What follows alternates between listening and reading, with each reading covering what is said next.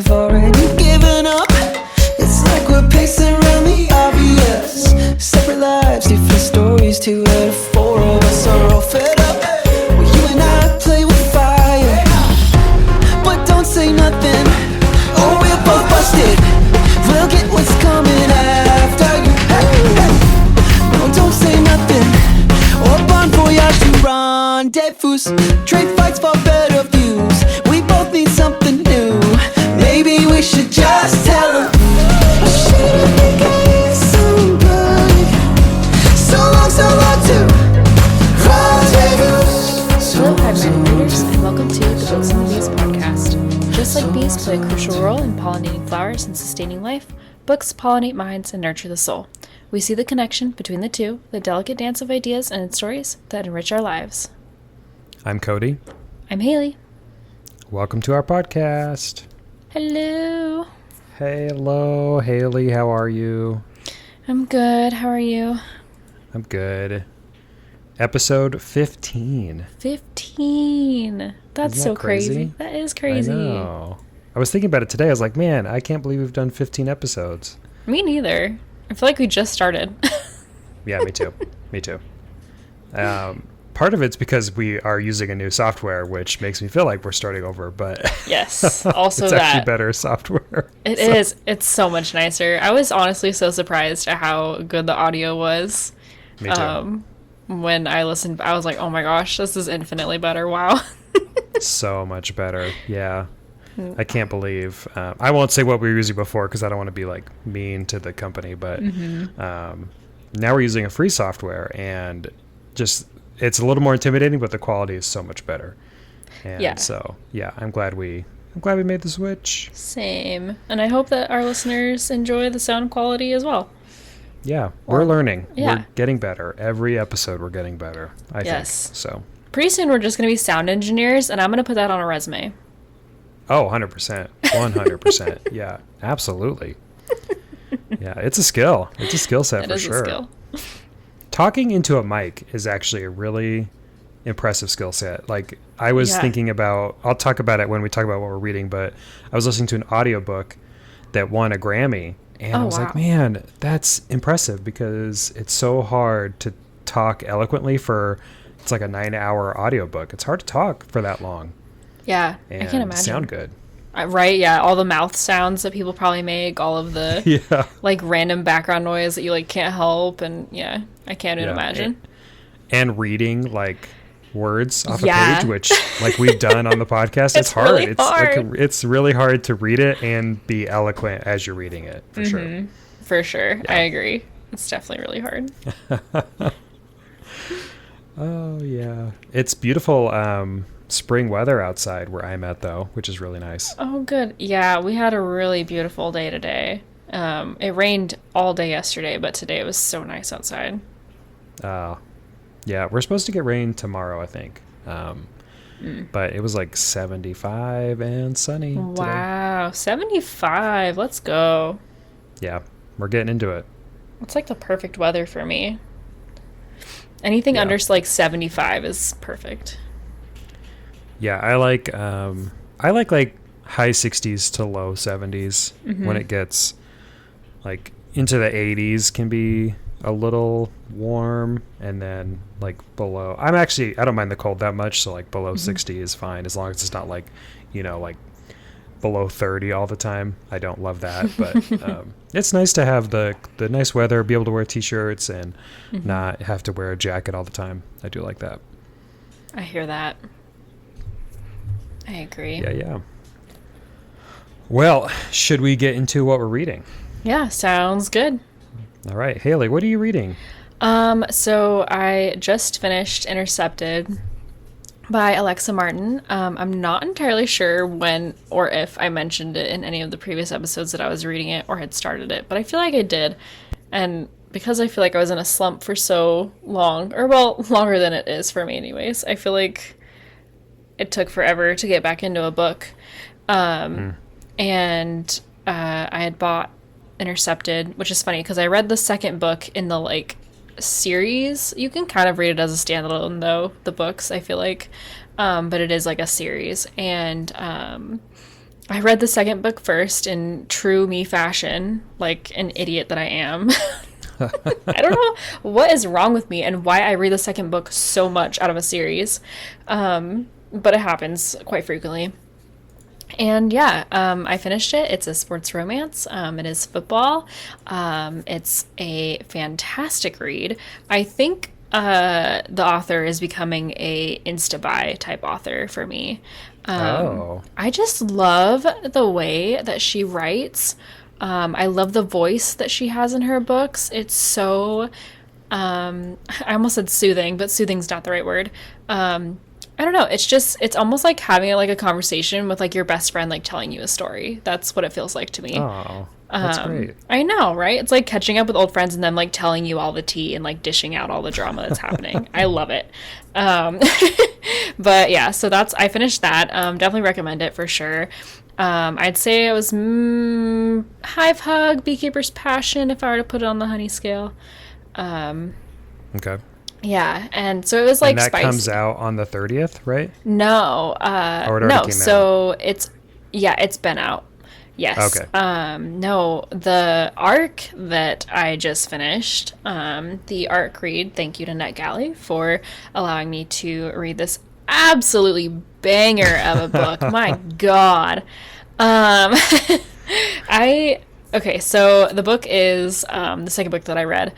It's called Alder King Spring by Talia Greer, and it comes out April 30th, so next week. I feel like I kind of added it on in the arc, or got approved for the arc or whatever, fairly late in the game, because I really didn't give myself very much time to read this book, but I read it so quickly, and it was so good. Like, so good. So with that being said, I am going to read the synopsis, and it says, as his curse's deadline approaches, Casper and his beloved enchanted forest stand on the brink of doom. Deep in the snowy forests of Germany, the Alder King of legend runs short on time. Cursed by a vengeful sorceress for his father's misdeeds, Casper's desperate quest for the one elusive remedy, love, becomes increasingly dire. Each passing day, his hope dwindles, for who could ever see past his face, marred by the scars of ancient magic. Eliza Wilson has to write her dissertation and savor her fleeting days of freedom. Her fiancé considers her interests pointless, and while her family loves him, Eliza longs for a deeper connection. While their wedding on the horizon, this research trip is her last chance to... with their wedding on the horizon, this research trip is her last chance to indulge her interests in all things mythical. Though the country house she rents a room in is breathtaking, the surly landlord who covers his face and seems reluctant to acknowledge her unless they're discussing literature soon becomes more fascinating than her research. As her determination to unravel his secrets bring them closer, Eliza unearths the grim destiny of the ailing king and realizes that she holds the sole key to his salvation. If only he would allow himself to be saved. Will she make a dutiful return to her indifferent fiancé? Or will she choose the risk of a lifetime and indulge her forbidden attraction to a stubborn and lonely mythical king who refuses her help at every turn? Perfect for readers of Catherine Moon and Lillian Lark, Alder King Spring is a dual POV, full-length paranormal monster romance that draws inspiration from German folklore. It has a guaranteed HEA, which I literally have never researched or looked up what that meant, so I don't know. And features a grumpy/sunshine dynamic and a loose Beauty and the Beast retelling. See author's website for more detailed content warnings, because apparently there's content warnings. So if you are interested in this book and it sounds like a fun time, which I definitely recommend it because it was a fun time, definitely check out what the content warnings are. And also, speaking of true to me fashion, it is the second book in the series of Small Town Standalones. Yep. No. Yep. I will be reading the first one. But yeah, so it's, God, this book was so good. And I believe it's like an indie book. I've not seen a lot on it. I haven't really seen people talking about it, and people need to be talking about it because it is so good. It was well written. Yeah. It had the spice. It had the characters that you want to love. It had grumpy sunshine. Ugh, say less. So That sounds, yeah, and I'd really probably good. put it. Oh, yeah, it was Yeah. so good. And honestly, it also helped my slump Nice. quite a bit. Yeah. Nice. So, and I'd probably put it like a Beekeeper's Passion, Honeyed Frenzy. There's like a bit of a spicy part towards the latter half of the book, but it's not anything like too crazy for me, anyways. Yeah, it kind of sounds like the Emily Wilde's Encyclopedia of Fairies book, except more smutty, because it has very much like the same like professor or like PhD student learning about the monster world, which I'm super into. Like, I'm definitely going to read that book. It sounds so good. I can't wait. I seriously recommend it. It's so good. I was Yeah. absolutely like elated to have read it, and I'm so glad that I was chosen because dang. And it comes out as you're listening to this podcast. It comes Yeah. out on the day this podcast is out. Dang. So, which is the second week in a row that we've Yeah. done that. So Let's go. We're killing it. We're killing it. Yeah. So go buy it. Just go buy it. It's free. Yeah. It's there. It's not free. You have to pay for it, I think. Yeah, But I mean, go you get could it. check it out at a library for free, maybe. But I would Yeah. suggest supporting a small author. I Might say be on small, Kindle but- Unlimited. Yeah, I Yeah. say small author. They might not be small. Regardless, they're a good author. Needs more hype. They need more hype. It does, obviously. exactly. Yeah. Yes. Yeah. Cool. I love it. Yeah, Cody, what are you getting into? Oh, I know Haley's really excited for me to say this. So excited. Because I've been I don't know why I've been reluctantly anticipating the return of this series, but it took me a while to get back into it. I am now officially, I just finished it this morning, Queen of Shadows by Sarah J. Maas, which is book 4 in the Throne of Glass series. I guess depending on how you count them, because Assassin's Blade is like the prequel, but that's not book 1, so I guess it's still book 4. Whatever. Queen of Shadows. I finished it this morning. I started it on Sunday, I think, and it was the best book in the series so far. I'm not gonna say anything about it because there's just so much to spoil in this series that I'm too afraid to say anything. But Yep. It does follow the main character in Throne of Glass, and it is such a fun book. So much goes down. You meet new characters that I personally love. It was just so hard to put the book down. I completely absorbed it, and I should have read it so much sooner, because I would probably finish with the series if I had read it when I bought it like 2 months ago, I think, is when I finished Air of Fire. So highly recommend it. I love it. But that also means that I'm now starting the next books, because I'm going to do the tandem read. So the next 2 books in the series are Empire of Storms and Tower of Dawn. And I'm going to read them concurrently with a tandem read guide that someone came up with. I wish I had put in the notes who that person was, but maybe I'll put it in the show notes. And I just started that today after work. I read the first 5 chapters of Empire Storms, and I read the first chapter of Tower of Dawn, so that I could talk about them today. And so far, Empire Storms has me super captivated, and I've only read 1 chapter of Tower of Dawn so far, but that one is also very interesting. So I'm very excited to continue with the series. Probably going to just push all the way through now, and they're really good. They're really, really good. Yeah, that whole series, I flew through it, and honestly, like, just me personally, the Tower of Dawn book was very... it took me a really long time to read because I read them separately, and I didn't even know there's a tandem read that you could do at the time that I was reading it. So I just like solo doloed it, and it was still really good. It's probably one of my favorite series of all time. Yeah, I mean, I think it's probably one of my favorite series. I'm trying to decide if I like it better than ACOTAR, and if it keeps up this way, I think I do. Like, Queen of Shadows was such a good book. Just the way the story played out was so interesting, and the curveball at the end of this book was really interesting. yeah, it's just, I think it might be better than Akatar for me, which is really hard to say because I really, really liked Akatar. So Sarah J. Maas is knocking it out of the park with her series, that's for sure. Yeah, it was. I liked it better than Akatar. I liked it better than. I've only read the first book of Crescent City, but I liked it better than Crescent City as well. So. Yeah. But, yeah. Well, yeah, so I'm trying not to tandem read still early on. I'll probably still be on it next week, so I'll give an update because it's like 1,400 pages total.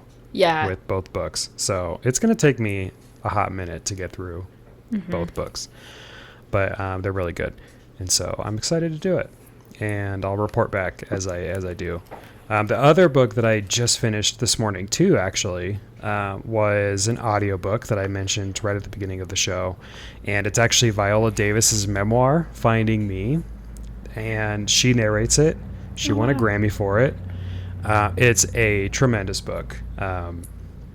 I really didn't know much about Viola Davis. I'm really not much of a TV movie viewer. Like I watch 90s sitcoms and old movies. I don't really watch newer things. So I've seen The Help that she was in, but I haven't seen like How to Get Away with Murder, or she was in multiple plays and won 2 Tonys. Oh, wow. So she's a very accomplished actor. She has one of the EGOTs. Like she has all 4. Wow. She has an Emmy, Grammy, Oscar, and Tony. At least one of them. I know she has 2 Tonys, and I don't know how many other ones she has. So she's very acclaimed, and her story was so interesting. She grew up in extreme poverty in a really shitty family situation, and worked herself up into going to Juilliard to study acting, and then going on to be the amazing actor that we all know. And I'd really recommend it, especially the audiobook. It's just really, she's such a good speaker, very eloquent, and the story was so well written. I just really, really liked it. I love celebrity memoirs. They're kind of like a guilty pleasure for me, but I just think they're so interesting, especially when the person is like that, who wasn't like a Paris Hilton or somebody who was born into rich and made a name from themselves based off of that. But she, was from extreme poverty and had a lot of racism against her, and just a really great story, and I would highly recommend it. Yeah. I really enjoy a lot of the movies and shows that she's in. I watched like 2 seasons of How to Get Away with Murder. I think I kind of fell off towards the end, but that was more sort of like the storyline than anything else. But I thought she was fantastic in that, and I love The Help is one of my favorite movies. So yeah, I love The Help too. So good, super good. That's awesome though. I didn't know that she was that big of a that she was that awarded. For lack of a better word. Very talented. I'd love to see her on the theater. I love plays and musicals, so I'd love to see. I forget what the name of the music, or not musical. She was in plays. I forget what the name of the plays were that she was in, but I'd love to see them if they're existing somewhere. Yeah. Yeah. Cool. And I listened to it on Spotify, which I don't know if we talked about before, but if you have a subscription to Spotify, you can listen to audiobooks now, which is really nice, because this was for one of my book clubs that I'm a part of, and the library holds were really long for it because everybody wants to read it still, even though it's like a couple years old now. But Spotify, you just read it. You don't have to wait in line. You don't have to pay for it. It's a part of your subscription. So for those of you who have a Spotify subscription, check out those audiobooks because they're easy to get. Yeah, and I did see that it's like 15 hours a month or something free with the premium membership for Spotify. Oh, is it limited per month? Mm-hmm. For audiobooks. Oh. If you have a as far as subscription I know, or without a subscriction?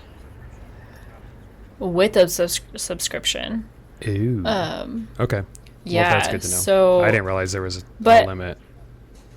But you can still listen to books. I believe the only caveat to that is that like ads will play in the middle of the book. So if you don't mind like an ad here or there in the middle of a story, which I feel like would be really annoying, but whatever, to each their own. Yeah. it's still like technically free. Yeah, there was a book that just released, I think today, that was recommended to me on my Spotify books. Oh yeah, it was The Funny Story by... Oh yeah, Emily Henry. Yeah. Mm-hmm. Yep. I was looking at that one today too after I finished it. In fact, I might have downloaded it now that I'm thinking about it. So I might start it. Yeah, it looks really good. I'm interested to read it. Yeah, I know it was one of our 2024 anticipated releases. And I usually don't read nonfiction, or I don't read fiction, rather, audio, because I think it's harder to follow the story audio. I usually do nonfiction because I think it's easier to absorb the information that way, but I think I'm going to try Funny Story on audiobook and see how it goes. Yeah, you'll have to tell me because I'm interested in utilizing that. Yeah, because you're not much of an audiobook user, are you? No. There's something about my brain where I don't retain information very well audibly.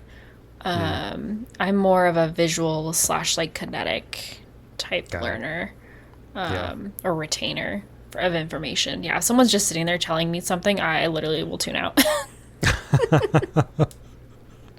Yeah, I would not read Throne of Glass via audiobook because there would just be so many characters, so much going on, so many names of cities, and like not having the map to go back to, or like being able to go to previous chapters really easily. Like that would be really tough. But something where it's like a romance where there's only like 2 or 3 characters and it's in a normal, like it's in, our world, that's not something that I have to remember, that's a little easier for me to do. Yeah, and there's a lot of info in those books. So, and it's constantly so much information, jumping between like things happening. Yeah. I had to I read a synopsis of Heir of Fire, even though I read it I don't know, a month or 2 months ago. I still read a synopsis of it to refresh myself all that happened, because there's so many characters and the world is so big, and there's so much intricacies happening that I had to just refresh myself because I just couldn't keep it all in my head. So yeah, Absolutely. Cool. Well, we're reading some good stuff. I love it. Yeah, I definitely, for sure. Yep. All right. Well, let's go into beekeeping. Haley, do you have any beekeeping for us? I do. I have some pretty big beekeeping, actually. As of today, what's today? April 24th, 2024. The TikTok ban, air quotes, technically they're calling it a divestment, but let's call it what it is, was officially signed in. The bill was signed in not only by the Senate, but also by our president. Our president currently signed it in this morning. So now, I don't want to I don't want to count the chickens before they hatch, and I don't want to instill any fear or create any uproar or drama, because I'm simply stating facts currently. But it's definitely a potential loss of book talk, the thing that we love and enjoy so much. Now I've been doing quite a bit of learning about what this all entails, and so far it seems like the general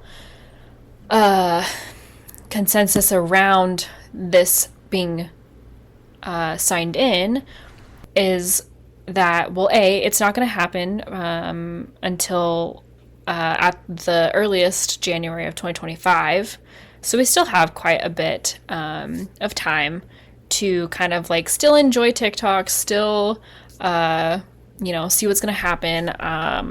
As far as I know, there's quite a bit of chatter happening, I guess, about people creating lawsuits to sue, because obviously this is, as we know, not only an infringement on our First Amendment right, but it's also one of those things where it affects so many people, whether that's businesses or people's income just from the TikTok creator fund, whatever it's called now. But so yeah, it's quite a huge impact regardless of how anyone views TikTok. I know some people probably don't really enjoy the app, or they think the app's silly or whatever. Whatever your thoughts are on the app, I think it is important that we don't just ban social media apps or apps in general, because I feel like I said in one of our previous episodes, it really does set precedents for future, and it can be potentially not good. So Yeah, yeah, I agree. wow. Yeah, it sucks. I hate it because I used Book Talk this morning to find the tandem read guide, because I follow somebody who, talked about Sarah J. Maas universe, and they had a quick video, so I just went on to that. So the Book Talk world is, I think, the best way. Well, I don't know if it's the best way. It's probably the most popular way right now to get book recommendations, and I think it's really helpful. It's really good. Like, YouTube is hard for me because the videos are so long, and usually they're focused on like one specific thing, whereas TikTok is like, I can get a 15-second recommendation and get all the information I need, and then move on and do whatever, which I really like. And because I'm not on social media outside of TikTok, like, I'm not using Bookstagram anymore, I'm not using Facebook book. I don't know if there's a book part of Facebook. I guess not really, but book book Bookspace. I'm not using MySpace anymore, so it's hard to get book recommendations without Book Talk. So it's gonna be interesting, and I think what could happen is, if TikTok follows so many different steps to prevent this from happening, then I think we could continue to use TikTok, which includes something about not having investors from China or something along those lines. I really don't know. I'm just kind of speaking from what I've seen, so don't quote me. But if they do that, then maybe we can keep it. And I don't know if they should do it, but I kind of hope they do, or that a lawsuit wins, because it is an infringement on a First Amendment right. And so I just need to keep my Book Talk. Yeah, for sure. Yeah. I agree. I totally it would be a bummer if it went away. And I definitely, I mean we still have Bookstagram, at least. Still have Bookstagram, which is very good. Yeah. I was gonna say, not that Instagram's the greatest social media app ever, but it is what it is, right? Like, that's kind of what we have and what we work with. So yeah. And I don't want to demean Bookstagram either, because it's really good. Yeah, a lot of authors use Instagram. We obviously use Instagram. Yes.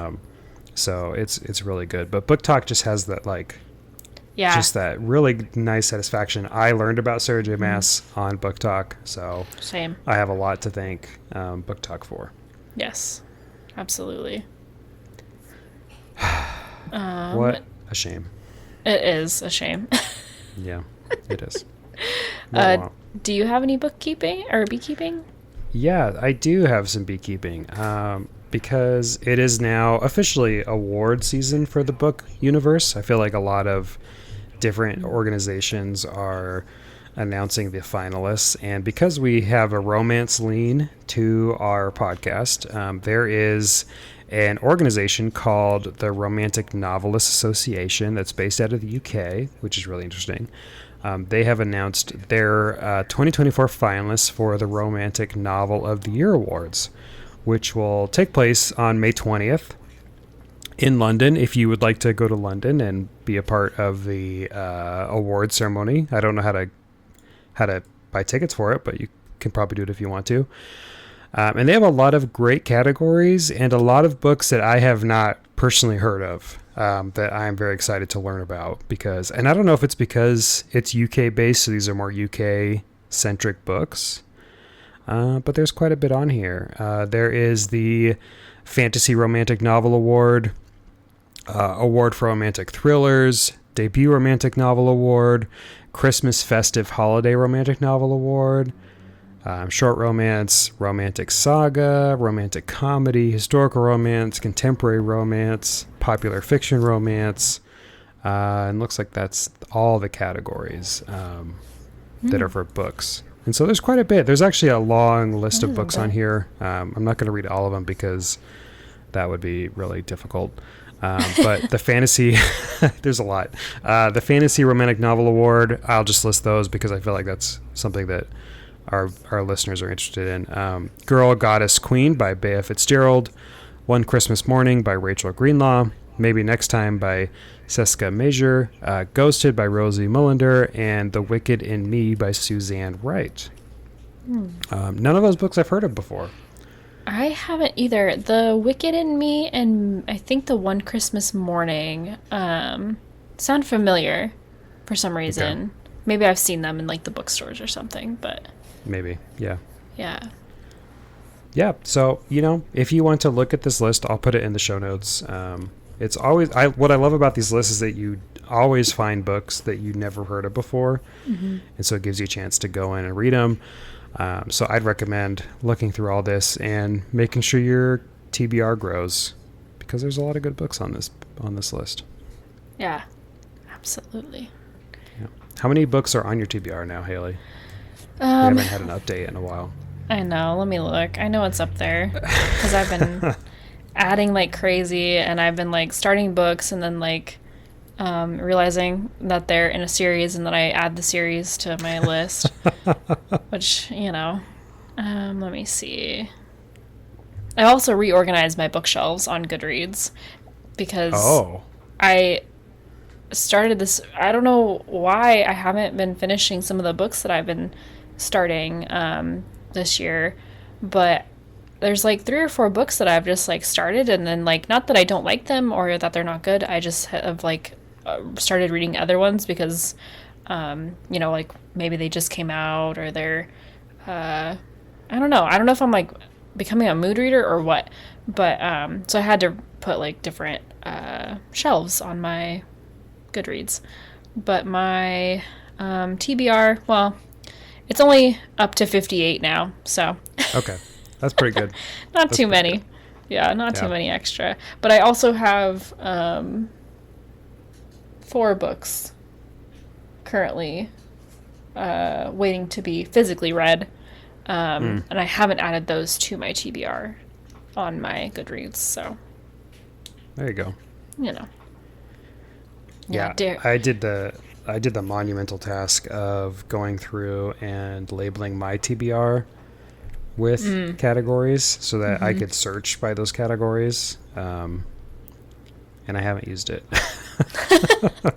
I don't ever look at my TBR. I don't know why I have it. I guess I'm just too nervous I'm going to forget about a book that I want to read, but I literally never look at my TBR to decide what I'm going to read next. I'm always just looking at whatever is in my head at the time. Mm-hmm.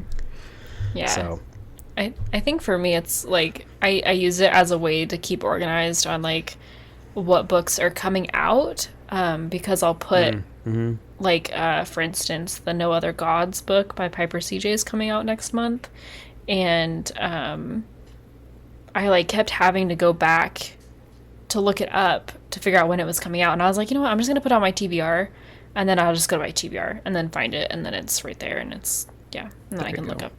It's really nice, but yeah. Cool. It's a good tool. That's a good idea. Yeah, it's a good tool. Yeah. Cool. Well, speaking of books that we really want to read, the topic for today's episode is our favorite and least favorite book tropes, bookish tropes. And this is what, in my mind, what I think of is what do I want in a book that I want to pick up, and what do I want in a book that I'm not going to read? Like, what's going to help me pick up a book, and what's going to make me put down a book? Is that how you would agree with this? Yeah, I would totally agree with that. So we each have picked 5 of our favorite tropes and 5 of our least favorite tropes, and we're going to talk about them in chat. Yeah. Yeah. Do you want to start, Haley? Yeah, I'll start. Okay, so my first trope that I enjoy is enemies to lovers / like grumpy sunshine. I really love I love characters that hate each other and then they finally like slowly learn to love each other. There's something about that just Yeah. I like that too. yeah, it gets me. And then like, and usually with that enemies to lovers, there's typically either the female character or the male character or both. One is grumpy and one is the sunshine. Like, so you have like, for instance, and I'll use the arc that I read as an example. In the Alder King Spring, the male main character was kind of the grump. He was kind of like hesitant, adamant about is adamant the right word that I want to use? He was hesitant about getting in a relationship. He was hesitant about the female main character. Mm-hmm. And the female main character was like, I don't care that this guy's a big old grump ass that doesn't like anything or anyone. I'm going to still pursue him and I'm still going to like try my best, you know? Yeah. So that's something that I really enjoy when I'm looking in at books that I want to read. And typically if they're recommended, that they have either enemies to lovers and or grumpy ex sunshine, that's kind of, I am like, yep, I will read that. Yeah, I really like it too.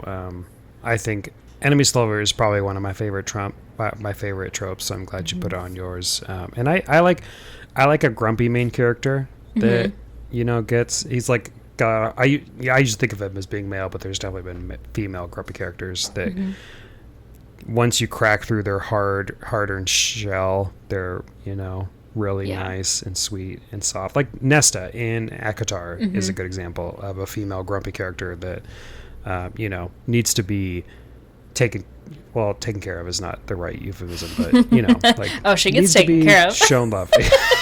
She does get taken care of a lot. Yeah, so I love it. That's a good trope for sure. Yeah, I agree. What is your first trope? Yeah. So my first trope that I like, or that I love, is forbidden love. I love it when two characters are told they can't be together. I think it's definitely one of my favorite things. Just something about it like makes it that much more enticing. Especially when it's like a fantasy romance where like they're a part of some sort of family feud or something like that, or warring countries and they end up falling in love with each other, but they're not supposed to be, or, you know, it's a princess or queen who's fallen in love with a commoner, but she's supposed to marry another prince or somebody, for things like that. I always find those interesting to read, and I think those are one of my favorite romances to go on. Yes, I don't know why that, like Romeo and Juliet, classic. Yeah, exactly. Romeo and Juliet for sure. Classic. Yeah, love it. What is your second favorite trope? So my second favorite trope is love triangle. Classic. Yeah, and I don't know, I can't think of any like books off the like tippy top of my head, and I should have had like one or two prepared, but I totally didn't because I'm just bad. But it's we didn't like, think about that. There's something, right? Well, and it kind of also comes along with like the why choose. I feel like when love triangles happen, then the why choose happens. I'm going to use the Queen Takes Knight series, which I would almost even say that it's more of like a polyamorous type of deal, because it's more than just like a triangle. It's like an octagon. But I really enjoy, I don't know, I just really enjoy when there's more than one option, you know, and I love triangle love, you know. Yeah, I do too. But it always throws me off because they're called love triangles, but usually it's like two males and one female, right? And the two males are kind of pitting themselves like for the one female. But the two males are not interested in each other usually. Yeah. So like it's not a triangle, it's like a V or something. It is. You know? Like I don't know where the triangle part came in, but right. I did read a book. There was a book. I wish I could remember the name of it. That the two male characters were also interested in each other, and that was like, oh, this is actually a true love triangle. But yeah, that's a different book. yeah. I think it. I feel like when like the traditional, I can use air quotes, the traditional love triangle is expressed in books, it's more like a love arrow, because like both the yes, a love arrow. That's a good way. Yeah, it's like both the, usually, as you said, like main male characters are pinning after one female character. But yeah, and I have also read The Queen Takes Night kind of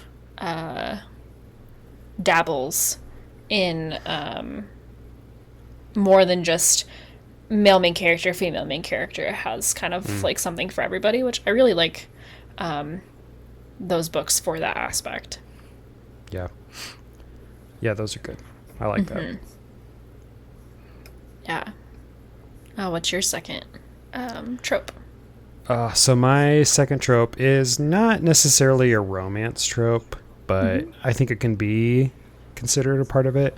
I named it Woman on a Journey because I really love reading about female characters that go through something and reach the other side, especially like I'm thinking of Throne of Glass because I'm reading it right now. That main character going through everything that she's had to go through and being strong and pushing through it. I just those are like the kind of stories that I really enjoy. Sci-fi novels are the same way, where like you have somebody who has to go through, or dystopian apocalypse novels having to go through and survive a horrible situation and make it through. I'm always interested in that. Slasher movies and slasher books are kind of the same way, where you get forced into this situation and you have to go through it. I think those are really interesting, and the journey is always really fun for me. I always love seeing how characters develop through really complicated, hard situations, and so that's one of the things that I love to pick up a book and read about. Yeah, I think a lot of like Sarah J. Maas's books tend to kind of follow that woman on a journey. The book that I read that was Lore of the Wilds, that one was kind of had that trope with kind of a woman going on a journey to like kind of, it has a sequel, so I don't know what the end of it was, but because it kind of left off, a little cliffhangery, but yeah, it was a good book. Like Nesta again in Akatar, she goes through a crazy journey, and at the end of the last book, she's a completely different character than what she was in the first book, and so that's what I really like, is seeing like a character go through a struggle and come out on the other side for the better, and like be much more stronger than they were at the beginning because of it. Like that's what I really like in a book for a character. Yeah. Yeah. I agree. What is your third trope? So my third out of my top 5 would be the one bed trope. Classic. I love a one bed trope, and I love when it's just like sprinkled in there. I'm like, yes. The catalyst to like move these two idiots together. Yes. Because I feel like usually it always happens in the romance books where the two main characters, whatever they are, typically are like, I don't want to be with this person, or they have like that unrequited love where they're like unsure if they want to be with this other person, and then they end up in a hotel or whatever, or an inn, or a bed and breakfast. Like I've read multiple different scenarios where it's a one bed type of situation, so but I love it. It's such a classic. Yeah, when they go into the inn and there's only one room left, that's when it's going to happen. Mm-hmm. Yep. Yep. Yep. I love it too. Exactly. It's like a turning point. Trope. Ugh. Yeah. It's a great trope. Great trope. It's such a good trope. Yeah. What's your third trope? So, my third trope is I really love cozy romances that are different than the characteristic romances. So, like cozy fantasy romances, that is something I will read anytime. I'm thinking of Legends and Lattes for people who have read that, where this orc woman who was a mercenary, she retires and opens up a coffee shop in this small town and falls in love with a gal who lives in the town. And they just run a coffee shop together in this little fantasy world. And there's like a minor plot that's happening, but it's really low key.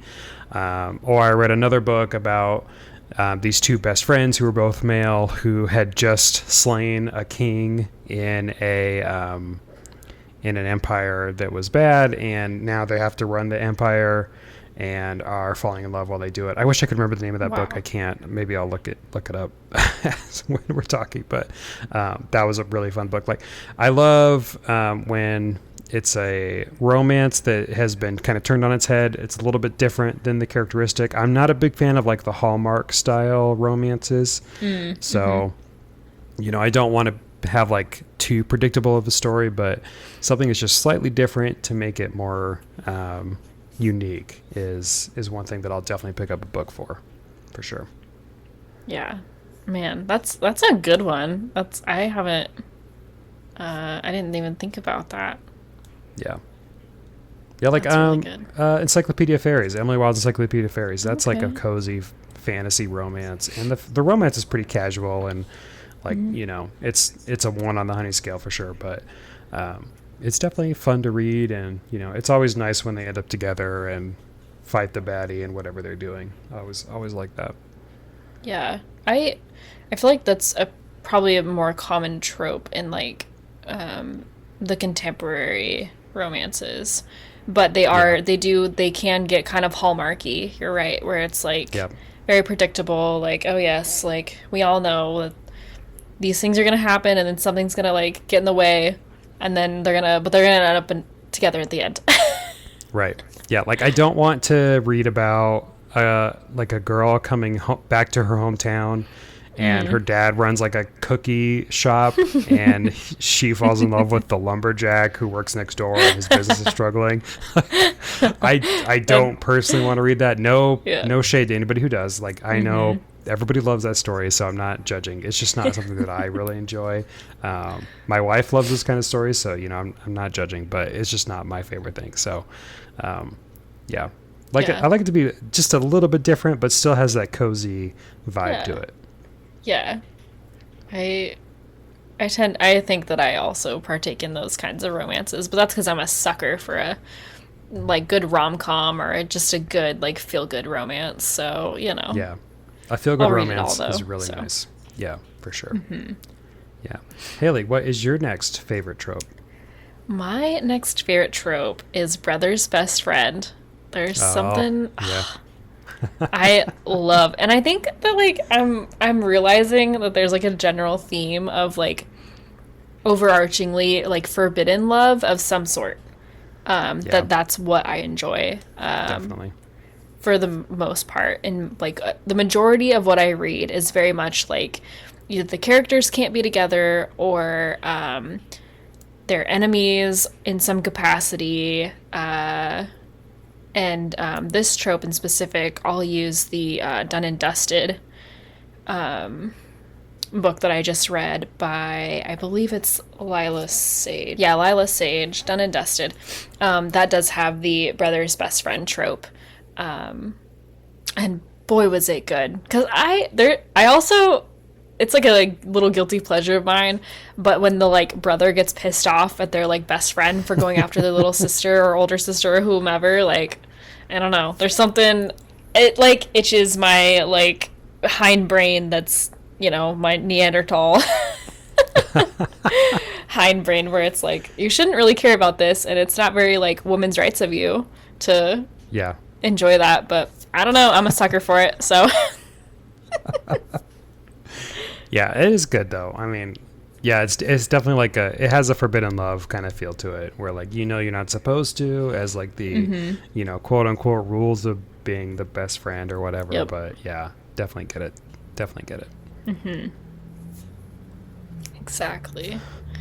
What's your Yeah. next trope that you enjoy? So my next, before I say my next trope, I did look up the book I was thinking of for the cozy fantasy. It's called "So This Is Ever After" by F.T. Lukens, and it is part of a series, but it's about these two friends. Both of them are males who take over a kingdom that was evil, and then one of them becomes the king, and they have to figure out how to manage that. Great book, loved it, super fun read, recommend it.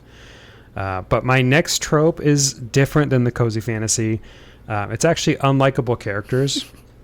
I love, and not everybody does this, but in fact, a lot of people don't like it, but I really like characters that are kind of morally ambiguous, and maybe you don't like them as, like, you wouldn't want to hang out with them as a person. The number one book I'm thinking about is called Yellowface by R.F. Kuang. Where this girl who's white is best friends with an Asian author who is a very successful author. She is a white author who has not been very successful. Her Asian friend dies in a really kind of weird, tragic accident. And the friend who's living, the white friend, she takes her finished manuscript, the Asian friend who passed, and publishes it under her name. And the whole book is about her like justifying the choices she made, and you really don't like the character, but the way that the author wrote this character was really interesting, and just I was very kind of motivated to see it play out. And so like characters that maybe aren't morally straight and are breaking the rules to get things done, and you may not really like hanging out with them, I do kind of enjoy those characters, and so I like to read books like that with unlikable characters. Interesting. Yeah. I don't know if there's been plenty of books that I've read where there's been unlikable characters, but I feel like eventually they have their like little character growth arc. Yeah. Or typically they have their character growth arc. There is one character in particular and I don't know if he was he must have been set up to be an unlikable character, but he's very likable in the beginning, or supposed to be. I'm talking about Tamlin from Akatar. Oh yeah, but he does the opposite. Like he's likable and then turns into a d-bag. Yeah. But I didn't like him the whole time. You didn't like him in Akatar? I didn't like him at all in the beginning. I didn't like him at all during any point of it. I was like, this guy's a douche. Oh man, yeah. I did like him in Akatar. And then, of course, in Akamath, when everything turns, I'm not going to get too spoilery, but yeah, it's definitely, he takes a turn. Slight spoilers for Akatar if you haven't read the series. He takes a turn, and yeah, definitely don't like him for the rest of the series, for sure. Yeah. That's not an unlikable character that I like. I guess I'll say that. Yeah. They do have to have some sort of like slightly redeeming quality. Yeah. I guess. I think of like the Joker, and like especially like the movie The Joker that just came out a couple years ago. Like you don't really like the character, but you empathize with him. Right. That makes sense. Something like that. Yeah. I honestly, I guess he's in comics, and technically they're comics, but I think the Joker is one of my favorite, and my favorite movie of all time.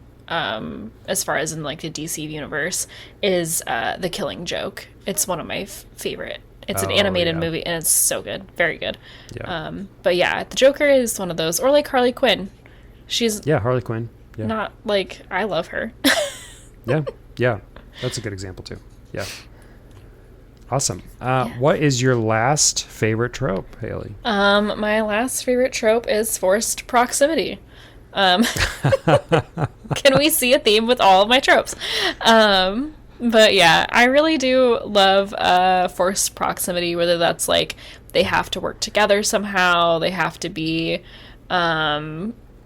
like in the same room together, they have to be under the same roof together, they have to be in the same bed together, they have to whatever, in any capacity, forced proximity is one of my favorite tropes in any romance book, at least, and that's pretty much all I read, so. Yeah, I like that too. I think that is a really good trope. Yeah. Yeah, it's... I actually can't think of a book that I've read that was like that, but yeah. I just read a book recently that had that trope, and I'm gonna go in and find it because it's not ringing my bell, but it is oh my gosh, yeah, I can't think of it now, and I don't remember which one it was. But it's in a lot of different romance books, and it's pretty common. It's a pretty common trope, I think, as far as like romance books go. So. Oh, you know what? The time I got drunk and saved a demon was kind of like forced proximity a little bit. Yeah. Okay. It was, now that I think about it. So yeah. I have read a book like that. Yeah, I still need to read that. It's on my TBR. The second book came up on my hold list for the library. I think it's the time Oh, really? The werewolf one. I forget what time I did something with the werewolf. Or you did a love potion at a werewolf. That's that's you right. Did a love potion at a Yes. werewolf. It came up today, but I had to push it off because the tandem read is taking up all my time. I cannot read another book with the tandem read. So can't stop. Yeah. So I'm excited to read that second book, though. I keep pushing it off because I keep having stuff in my way, but it's definitely coming up. I'm excited to read it. Yeah, it sounds so... I just love the titles. They're just so clever. Yeah, they are. They are really good. Yeah. What's your last trope for your... My last trope is one that I know we both have talked about before and that we both like, is the fated mates trope.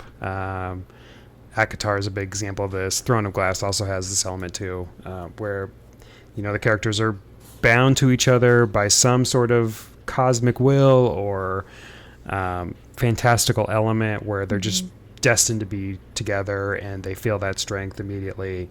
Ice Planet Barbarians had that as well. I think it's really fun, and I kind of like it when they sometimes jump over the like kitty teen, like, does he like me, does he not like me kind of stuff. Sometimes it's nice, like I'm not bashing it, but sometimes it's great to just have like that part of the romance be skipped and just get to like the fact that they're meant to be together and they do whatever they need to do together. I kind of like that aspect of it too. And so any book that has a fated mate, I'm down to read it for sure. Yes. I definitely enjoy those as well. Yeah. So now we're going to get into ones that we don't like, our least favorite tropes, that maybe keep us from finishing a book. Yeah. Haley, what is your first disliked trope? Yes. So probably no surprise since I've already talked about it in one of our previous episodes, but it is the pregnancy trope. And as a disclaimer, as I've said before, there's nothing wrong with pregnancy, but I do not like it in my romance. Unless it's, I do say that, but I'm going to caveat that with, I don't like it if that is like the base of the story. But if it's in like an epilogue, or if it's like the romance doesn't revolve around that, okay, I can get through a book. But if that's like, if it's in there and it's like, kind of one of the main tropes, not for me. Yeah. But yeah, and not to like yuck anyone's yum. If that's your thing, if that's your jam, then like go for it. But not, I don't know. I don't like it. Yeah, I was thinking about it too. I also don't think I like this trope because, so I hate to keep talking about Akatar for those who haven't read it that are listening, but in the fourth, spoilers for book 4 of Akatar, the winter special that I call it, the Christmas special, when Feyre's pregnant that whole time, I really didn't care for that book, and I think that's part of why, is because it was really boring, and like the pregnancy took up the majority of that plot line, and it was just like, ugh, like really. That's the plot Yeah. line. It just isn't exciting. Like I think I enjoy everything before the pregnancy, and then like if they cut to having kids, I think that's interesting and can be good. But yeah, like the actual pregnancy act of it, I don't enjoy as much. Yeah, well, and in that book, it was, and in that whole series, it was like, why is this a major plot point? You know what I mean? It's like, Yeah. what, it almost, and I understand why it was there, but for me, when I was reading it, it was like, I didn't need this in order to be satisfied with the whole series or with the whole book. Right. To me, sometimes, and I'm going to say this, and maybe people will hate me for saying this, I don't, whatever, it's my opinion. It almost sometimes feel like the writer or author, whoever, is like a little bit of a self-insert almost, Yeah. for whatever reasons that they want to put it in there. But yeah, it almost takes away from, especially when it's in like fantasy, it almost takes away from like the fantasy aspect, because it's like there's so many other cool things that you could freaking talk about. Yeah. Or, you know, like, I don't know. That's just like a me thing though, so. No, I'm with you. I agree with that, and I do think it can pull a reader out for sure. Yeah. Yeah. Yeah. And I did notice that the books that I've read fairly recently, that they have like kids in the book, I'm fine with. I'm like, yeah, whatever. Okay, they have a kid, no big deal. But yeah, it is like the physical, like, or not the physical, but like just the singular pregnancy aspect of it. I'm just like, ugh. I know. Well, and then like it's the same like story, because if the pregnancy is going to be part of the plot, that means the pregnancy is going to be difficult, and you're concerned that the female main character at least, is going to die from the pregnancy. And you can only tell that story really once without it being repetitive. So it's like, oh, we have a female who's going through a difficult pregnancy and she might not make it through. Like, that's terrible and tragic, but you know, it's the same story basically. Yeah. And to me, it can like be like, probably, at least the way that I'm thinking of it, sometimes it can be like triggering to other like readers who are reading it, and they're like, oh, I didn't know that this was in the freaking book. Like, guess I'll go cry for the next, you know, however many long chapters. Yeah, definitely. That's definitely true. You know, so yeah. I'm with you on that. What's your first disliked trope? Oh, my first disliked trope, I think it's pretty straightforward. I hate anything that has to do with cheater stories. I do not like it. Like, broadly, I think broadly with these tropes, I don't like lack of trust, and like cheater tropes to me are just tacky, and I don't like them. I don't like it when like if a girl's cheating on a guy and they end up falling in love. I don't like that. I don't like the cheater and overcoming it. I just something about it I just don't enjoy it. I don't like it at all. And I usually put those books down, especially if it's in a romance. If it's in like a horror or sci-fi or something, maybe I can look past it. But if the main romance is a cheater element, I'm not interested in it at all. Yeah. I think I second that. It's definitely one of my lesser favorite ones for sure. Yeah. Don't cheat. Yeah, don't cheat. Just don't do it. I don't know. Just don't cheat. It's that simple. Just don't cheat. Yeah. Haley, what is your second dislike trope? The ugly duckling trope. And I don't have any examples off the top of my head, and I can't really think of anything like to describe it as to why I don't like it. I just simply don't like it. It's just not, and I don't see a lot of it, or it doesn't seem to be as much of a trope nowadays. I definitely don't see it as much anymore. I feel like it was more popular in like the early to mid 2000s, and probably in romance before that. But I feel like we're slowly stepping away from it, which is nice, because it is definitely not one of my favorites. Yeah, I agree with you, especially when it's like, oh, she was ugly, but then she took off her glasses and now she's really cute. Yeah. Like, I just can't handle that. I think it's stupid, and I don't like. People shouldn't like other people because they're pretty. I think that's not the main reason. Like, I mean, you should find your spouse attractive, obviously, but like, you shouldn't be like, oh, everything about her is great, but she's ugly, so I'm like not interested in her. That to me is just a terrible story. Yeah. And yeah, I agree. And no, I feel like in real life, there's never an instance where someone's like, I don't find that person remotely attractive, I'm gonna get with that. Like, you know, it's just Right, it's like it doesn't make any sense. And I feel like that's probably why like our generation is like slowly stepping away from that. We're just like, no, we're done with that. It needs to stop. Let it die. Yeah, I agree. Yeah, I agree. Ugh. Yeah. But yeah, what's your second one? So my next dislike trope is one that doesn't come up super often anymore, but it's definitely there, is the marriage of convenience, where like two people get married because it's convenient and end up falling in love. I don't know what it is about it. I know a lot of people like this trope, but for me, I just don't like it when people get forced to be married. And it just kind of sets an ick for me right out of the jump, and I always feel bad for the characters. And so like when they're forced to get married, it just doesn't really set it in for me. Kind of like again with Akatar in Akamath, when like at the beginning there was almost like a marriage of convenience between Tamlin and Feyre that happened. I was very much not enjoying that part of the book.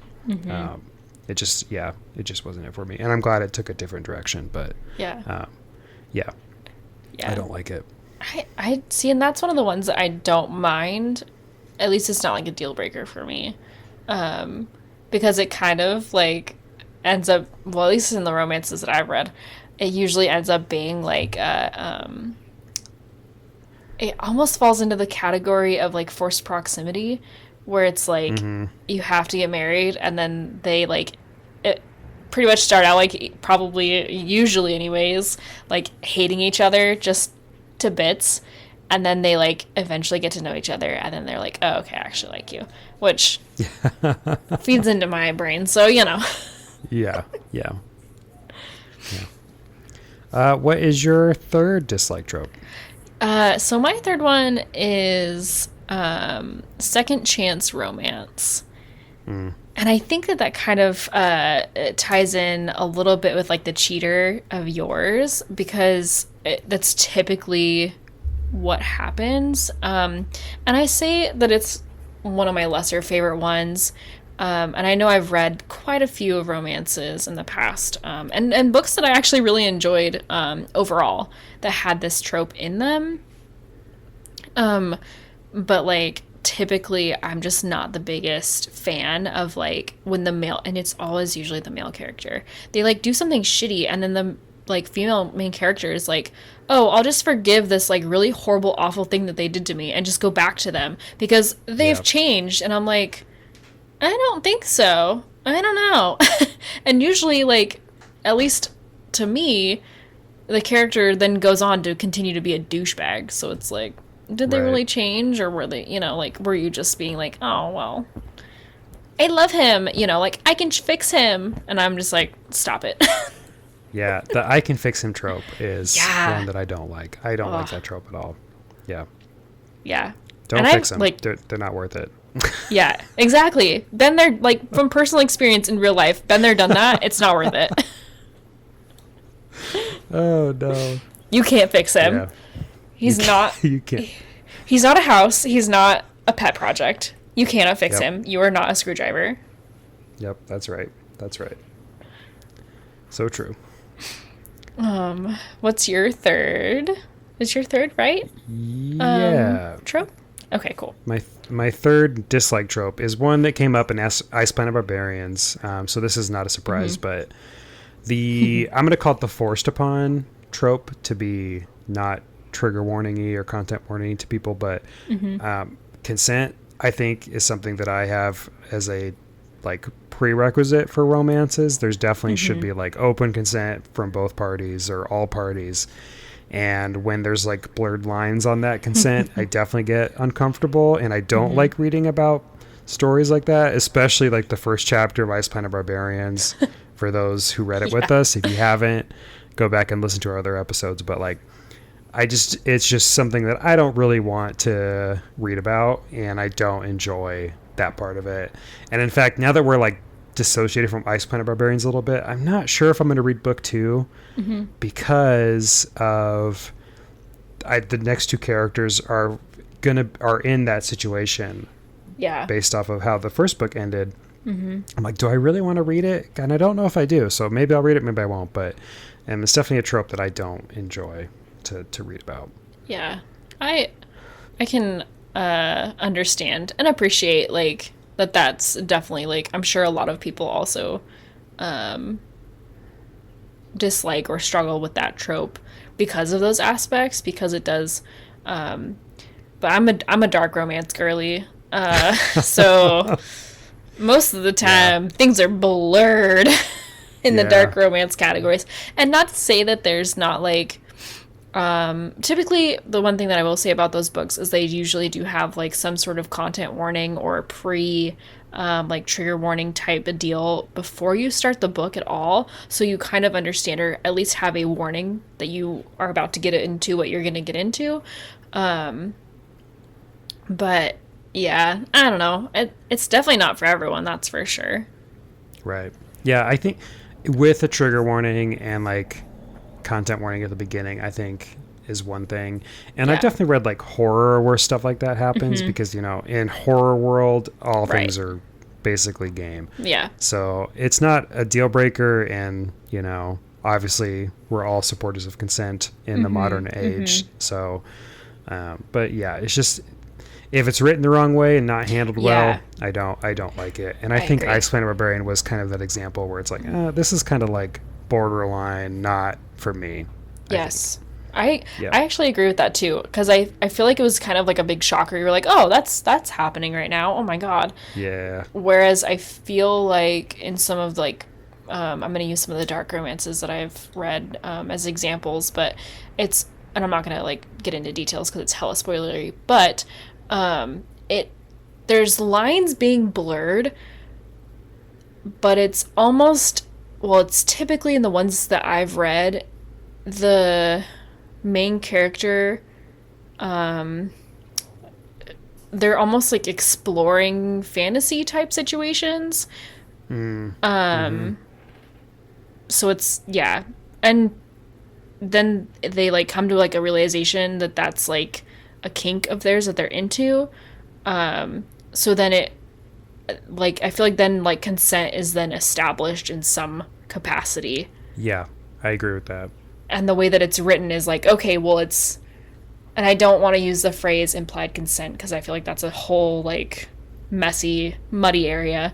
But yeah, and I feel like I read the darker romances with that trope as like a way to explore those like fantasies. You know what I mean? Because it's a safe way to explore those fantasies. That's where I'm trying to get to. I think that makes sense. Yeah, I get that. But yeah, when it's like out of the blue and you're like, what is going on? No. Yeah, don't like that. Don't like that. Yeah. Haley, what is your fourth dislike trope? Yeah, so my fourth dislike trope is the wallflower. And I, like, no shade to real life wallflowers. Been there also. I would consider myself a little bit of a wallflower. I'm very introverted. But I do not like the way that wallflowers in, like, romance or other, like, literature, usually like fiction, how they're kind of portrayed as this very like meek, mild, like woe is me type of character, and it's usually like the female characters. They're, I don't know, there's just something that I'm like, why are we, I don't know, it's just the way that they usually get painted that I think I struggle with when I'm reading fiction, and usually it kind of like turns me off because I'm like, oh, we're talking about this, like, girl that's against, you know, at a party, and she's sitting against a wall, and no one wants to talk to her, and then this, like, oh my god, super hot, like, popular dude just all of a sudden comes up to her and starts talking to her, and it's like, come on. Yeah. You know, I don't know. That's just me, but I agree with you on that part, especially like when it's like the popular dude comes up to talk to the wallflower. Like that's always not my favorite.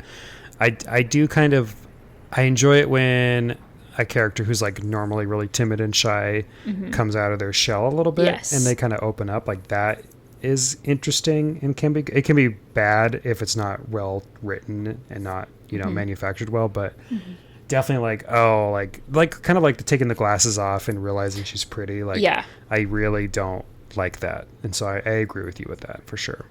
Yeah.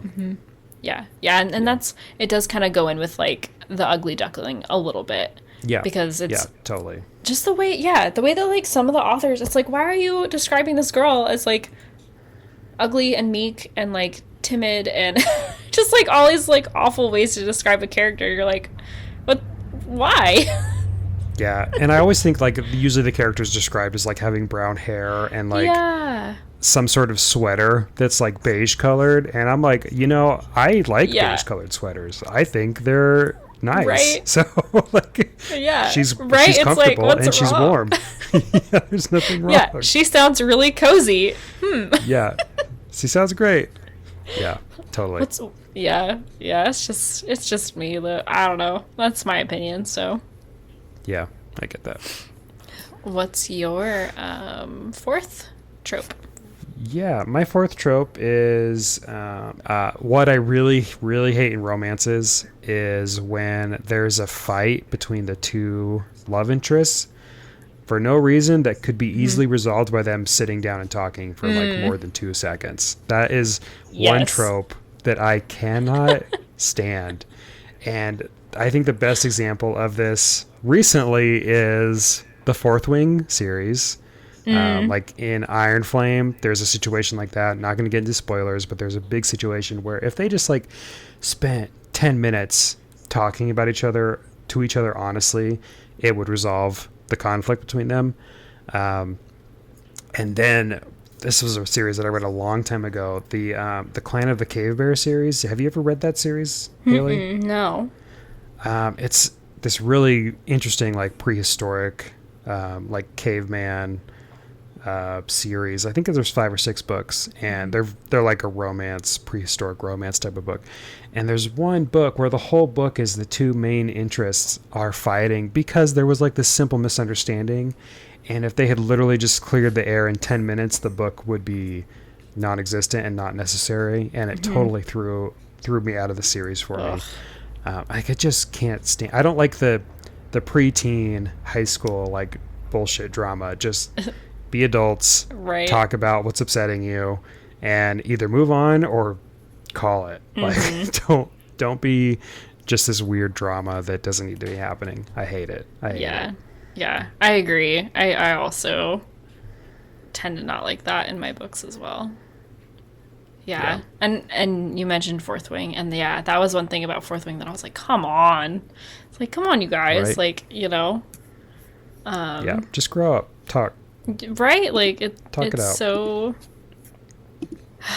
It's so easy to just not be immature and just talk it out and, like, use your words, you know? Yeah, exactly. Like, it's okay, you know? That's so funny. And I guess, like, a lot of these we're talking about, like, this trope in specific, it's making me think of a book that I read fairly recently.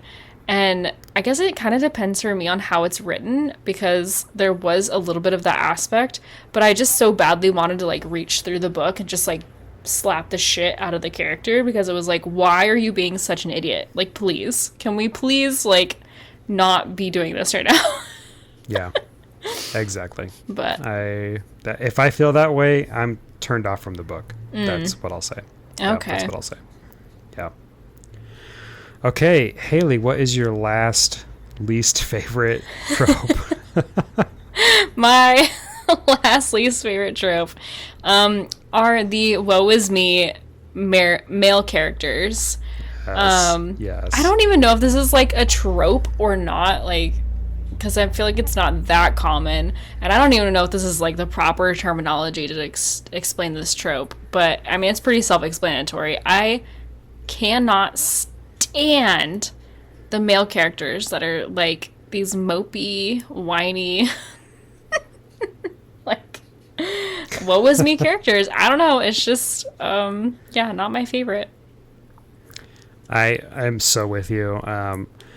There's nothing about just, any character that's super whiny I don't like, but especially like the like characteristic male character that's whiny and is like, oh my gosh, this girl doesn't like me, blah blah blah, whatever. Yeah. Like, or especially like if they're like the rich preppy guy who's like complaining about something. It's like, shut up, dude. Like, you're fine. Shut the hell up. Yeah. Yes. No, I totally agree with you about that.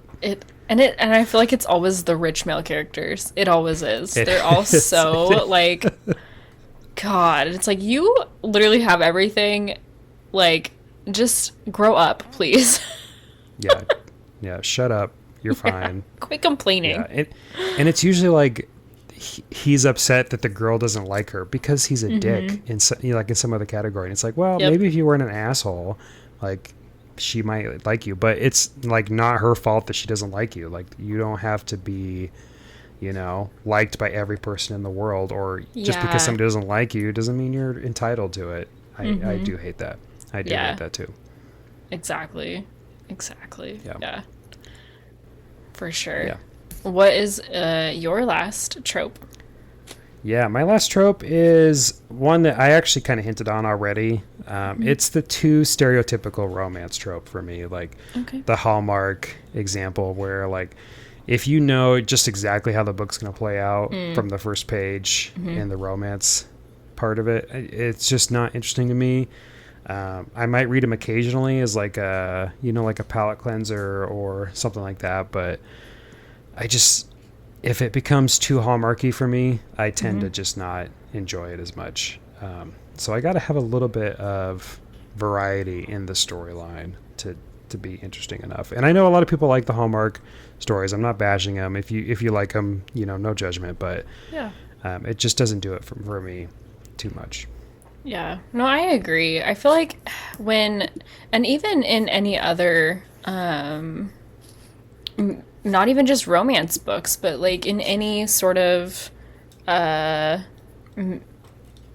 genres, I tend to also, if I can, that's true, like figure out how the book is gonna go, or if I can predict every single thing, I'm like, this is so boring, like, what's the point, Yeah, that's true. That's a good point. Yeah, it's not just romance. I feel the same way too about like other genres. It's definitely like, oh, this is just the regular, like the mystery thriller, like it can be really easy for those to be the same exact story, just with a different layer of it. Or like the cowboy western, where like, oh, the guy with the 6-shooter is going to come in and save the girl. Like, it's the same story every time. Right. Don't like that. Yeah. I once had a teacher in high school. She was a literature teacher, and she has since passed, but she was a brilliant woman and one of my favorite teachers. Everyone loved her, and she also taught world history. But she once made a comment that stuck with me for some reason, but I'm going to use it now, and it was so funny at the time because she was a big reader, and we're talking about thrillers in specific and mystery type things, and she said, if I can predict a story, then the writer is not doing their job well in regards to mystery thrillers. And I was like, that's a good take. Yeah, I like that. And I agree with it. It just like stuck with me. We were talking about a particular TV series at the time. I'm not going to mention it because I actually enjoy the series, not necessarily for the predictability of it all, because it is a little predictable, but because of the characters and whatnot. But yeah, and I think she also said something along the lines of like, if I can figure out who the killer is in the first like 10 minutes, it's not worth it, or something. It was just such a good such a good take. Yeah, I agree with that. I like to be surprised when I read books. I don't like to solve I don't get a lot of satisfaction from like solving the murder or whatever. Yeah. I like the surprise for sure. Yeah. Yeah, I love, especially in fantasy, I love fantasy that keeps me guessing, and I love fantasy that shocks me. That was something that the book Lore of the Wilds did really well. Was it really... the thing that happened at the end, I'm not going to get into spoilers. The thing that happened at the end, I did not see coming. And for it, I was like, oh my gosh, I want to read the second book so I can figure it out. Like that's so, that's good. Yeah, it says so much about, authors or writers or whatever that can do that and shock the hell out of a reader. So yeah. I like that too. Yeah. Cool. Well, those are all of our favorite and least favorite tropes. Yeah. If you have a favorite or least favorite trope that you want to share with us, you can do so by emailing us at booksandbeespod@gmail.com or talking to us or interfacing with us on Instagram, which is at booksandthebeespod. We would love to get an email or an Instagram post, DM. So please, reach out to us. We'd love to hear what you like, what you don't like, because we all have different tropes that we enjoy and don't enjoy, so please feel free to share that with us. yeah. And small update, I know I've been saying this forever, we are getting closer to being on Apple Podcasts. We have a third party person who knows how to interface with Apple better than I do, and so they are helping us get on, but hopefully within the next couple weeks we'll be on Apple Podcasts. Finally, 15 episodes in. Yay. We're gonna get it. So looking forward to that. If you haven't already, we'd love to get a review from you on whatever podcast app you're listening to, whether that be Spotify or some other podcast app. We would love to have a review because it does help us reach more listeners to grow the Hive Mind. So so please feel free to give us a review and let us know how we're doing, because we want to hear it. Yeah. And I want to always give a shout out to the American Indie for the use of their song Rendezvous, intro and outro for our podcast. It's a bop. We love it. And go check out their music. Their link is in the show notes as well. All right. Haley, is there anything else you want to mention before we close up? Nope. Just, if any of our tropes that we disliked or liked, maybe you didn't jive with, it is what it is. Like, if it doesn't apply, let it fly. So. That's right. Yep. Yep. We're entitled to our opinions, and you're entitled to your opinion, and we can respect each other for it. So, yeah, for sure. Great. Well, we hope you enjoyed this literary journey as much as we did. If you're buzzing with excitement, don't forget to subscribe, email us, and leave a high 5-worthy review on your podcast listening app. Until next time, happy reading, and may the shelf be filled with tales of enchanting. Close the light.